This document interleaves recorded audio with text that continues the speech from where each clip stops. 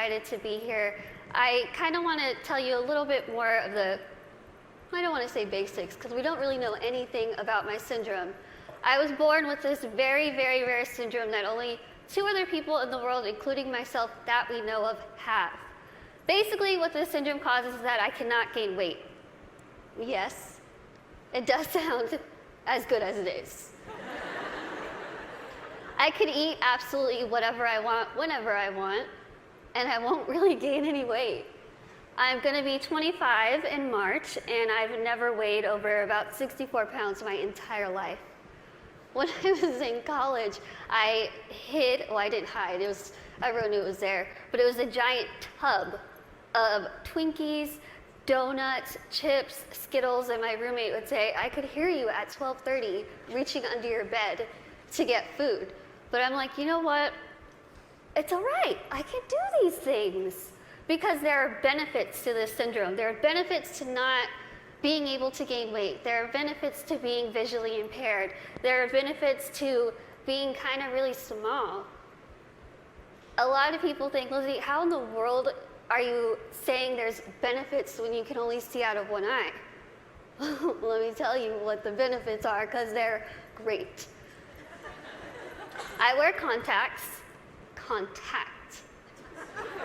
Half off contacts. When I wear my reading glasses, half off prescription.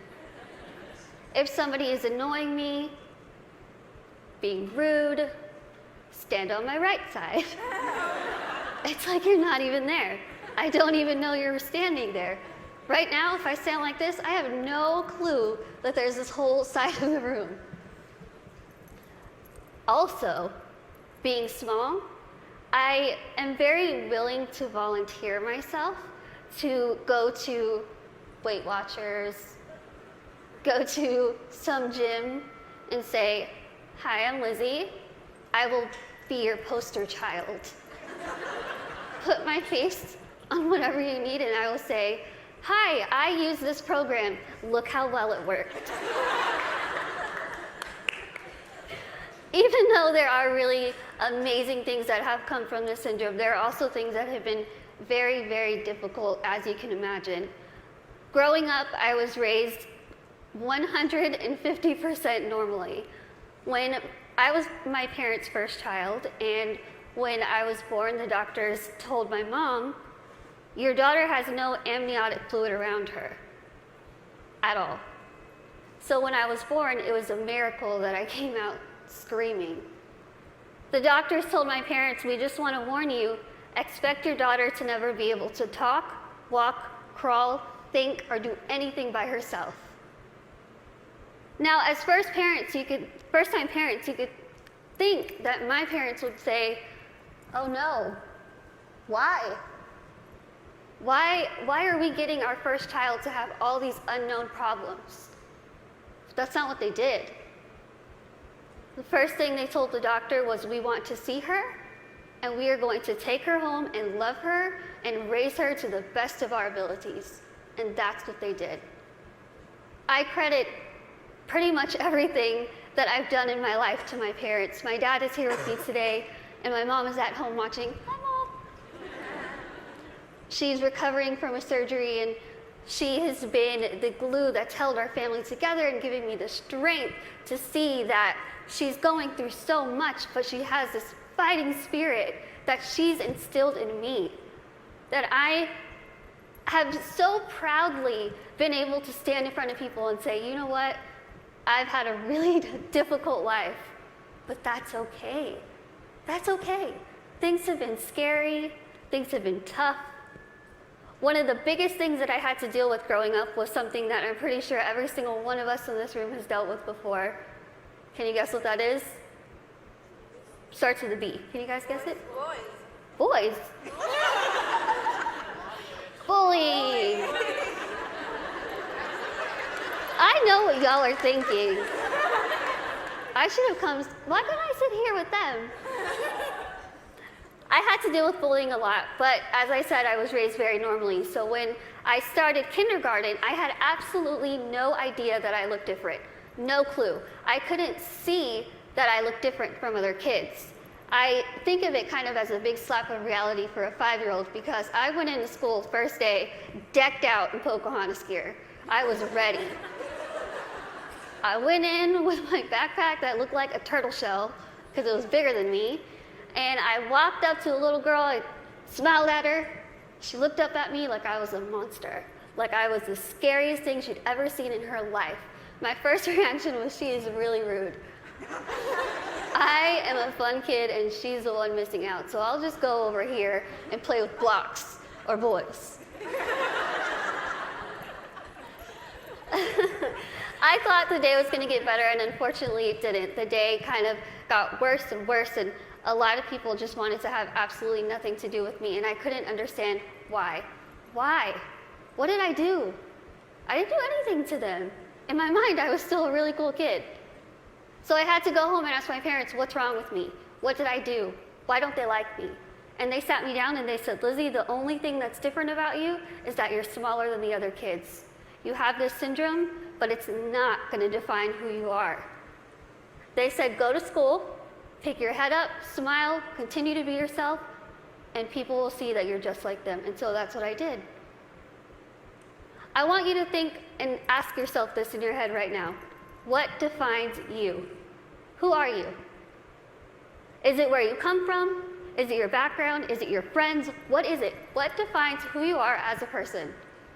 It's taken me a very long time to figure out what defines me. For so long, I thought what defined me was my outer appearance. I thought that my little tiny legs and my little arms and my little face was ugly. I thought it was disgusting. I hated when I would wake up in the morning and I was going to middle school and looking in the mirror, getting ready and thinking, can I just scrub this syndrome off? It would make my life so much easier if I could just scrub it off. I could look like the other kids. I wouldn't have to buy clothes that had Dora the Explorer on it. I wouldn't have to buy stuff that was bedazzled when I was trying to be like the cool kids. I would wish and pray and hope and do whatever I could to pray that I would wake up in the morning and I would be different and I wouldn't have to deal with these struggles. It's what I wanted every single day, and every single day I was disappointed. I have an amazing, amazing support system around me who never pity me, who are there to pick me up if I'm sad, who are there to laugh with me during the good times, and they taught me that even though I have this syndrome, even though things are hard, I can't let that define me. My life was put into my hands, just like your lives are put into yours. You are the person in the front seat of your car. You are the one who decides whether your car goes down a bad path or a good path. You are the one that decides what defines you. Now, let me tell you, it could be really hard to figure out what defines you. Because there are times where I would just get so annoyed and frustrated, and I don't care what defines me. When I was in high school, I found a video, unfortunately, that somebody posted of me, labeling me the world's ugliest woman. There were over 4 million views to this video, 8 seconds long, no sound, thousands of comments. People saying, Lizzie, please just do a world a favor, put a gun to your head and kill yourself. Think about that. If people told you that, strangers told you this. I cried my eyes out, of course, and I was ready to kind of fight back, and something kind of clicked in my head, and I thought, I'm just going to leave it alone. I kind of started realizing that my life is in my hands. I could either choose to make this really good, or I can choose to make this really bad. I could either be grateful and open my eyes and realize the things that I do have and make those the things that define me. I can't see out of one eye, but I can see out of the other. I might get sick a lot, but I have really nice hair. Thanks. You guys are like the best little section right here. I lose my train of thought. Okay, where was I? Hair. Okay, thank you. Okay, so I could either choose to be happy or I could choose to kind of be upset with what I have and still kind of complain about it. But then I started realizing, am I gonna let the people who called me a monster define me? Am I gonna let the people who said kill it with fire define me? No. I'm gonna let my goals and my success and my accomplishments be the things that define me, not my outer appearance, not the fact that I'm visually impaired, not the fact that I have this syndrome that nobody knows what it is. So I told myself I'm going to work my butt off and do whatever I could to make myself better, because in my mind, the best way that I could get back at all those people who made fun of me, who teased me, who called me ugly, who called me a monster, was to make myself better and to show them, you know what? Tell me those negative things, I'm going to turn them around and I'm going to use them as a ladder to climb up to my goals. That's what I did. I told myself I wanted to be a motivational speaker, I want to write a book, graduate college, have my own family, my own career. 8 years later, I'm standing in front of you, still doing motivational speaking. First thing, I accomplished it. I wanted to write a book. In a couple weeks, I will be submitting the manuscript for my 3rd book.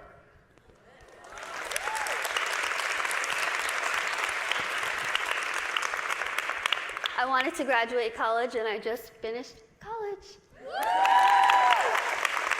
I'm getting a degree. I'm getting a degree in communication studies from Texas State University in San Marcos, and I have a minor in English. I really tried to use real life experience while I was getting my degree, and my professors were not having it. But I wanted to have, lastly, my own family and my own career. And the family part is kind of down the line. My career part, I feel like I'm really doing well with it, considering the fact that when I decided I wanted to be a motivational speaker, I went home, I sat in front of my laptop, went to Google, typed in how to be a motivational speaker. I'm not even joking. I worked my butt off. I used the people who were telling me that I couldn't do this to motivate me. I used their negativity to light my fire to keep going. Use that. Use that. Use that negativity that you have in your life to make yourself better, because I guarantee you, you will win. Now, I want to end with asking you again. I want you to leave here and ask yourself what defines you. But remember, brave starts here. Thank you.